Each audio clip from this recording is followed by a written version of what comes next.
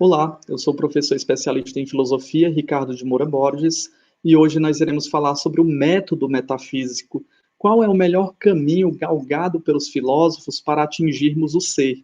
Tendo em vista que nós partimos de um ente, né? O ente é o objeto material para se chegar à essência, o ser das coisas. E o objeto da metafísica é justamente o ser enquanto ser. Passou-se dessas averiguações do ser, nós já entramos em outros campos de conhecimento. Mas quando nos debruçamos sobre o ser e as suas qualidades, nós estamos falando de metafísica. E aí nós nos lembramos do Heidegger, que observa que o ser nunca é acessível nem direta e nem indiretamente. O ser jamais se manifestou por si só, ele só se manifesta nos entes. Então, como é que nós podemos encontrar o ser? E qual é o ente mais propício para se chegar ao ser das coisas? O ser não fala face a face, como diz o Heidegger. Está sempre encoberto sobre a máscara de um ente particular. Por isso, pode-se chegar ao ser somente através dos entes. E aí se vem a pergunta, mas qual é o ente? É uma árvore? É um cachorro? É uma cadeira? É a porta? Qual é o ente físico, material, que vai me abrir portas para se chegar ao ser das coisas?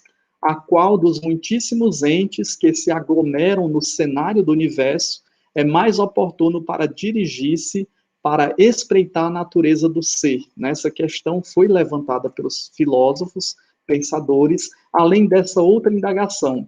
Existe algum ente privilegiado que melhor que todos os outros para revelar-nos o segredo do ser? Será dos entes citados, será que existe o mais privilegiado, aquele que nos pode abrir a porta da sabedoria, de se chegar a uma definição clara sobre o ser?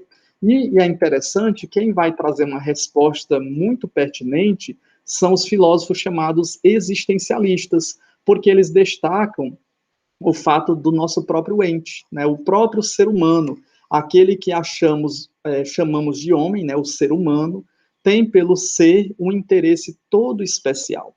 Então, o próprio ente chamado humano, ele pode sim galgar as portas da metafísica. Ele é o único que se interroga a si próprio sobre o ser.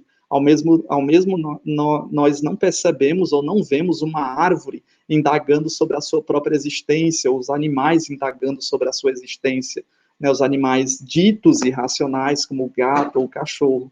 Mas percebemos que o próprio ser humano, ele começa sempre, desde o início da humanidade, a fazer essas questões sobre a sua existência, sobre o seu ser, importando-lhe, sobretudo, descobrir o que seja o ser enquanto ser, e principalmente o que seja o ser também que está constituído no nosso ente, na nossa humanidade. E aí nós percebemos que os existencialistas encontram nesta singular proximidade do nosso ente, com o ser, um motivo suficiente para iniciar a metafísica, como estudo do ser do homem. O homem agora se introspecta e ele vai buscar o ser humano, o ser da humanidade.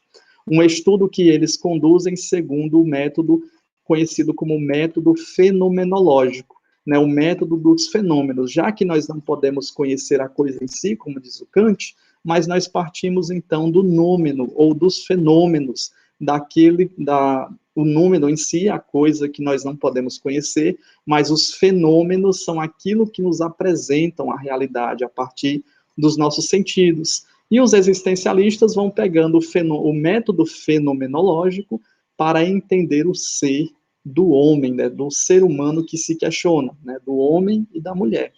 Ora, essa foi a introdução ao método metafísico a partir da fenomenologia, e na próxima investigação nós iremos ver os demais métodos, o método indutivo e o método indutivo, e também os principais pensadores dos filósofos gregos até os filósofos contemporâneos. Eu sou professor especialista em filosofia, Ricardo de Moura Borges, e muito obrigado por assistir esse vídeo.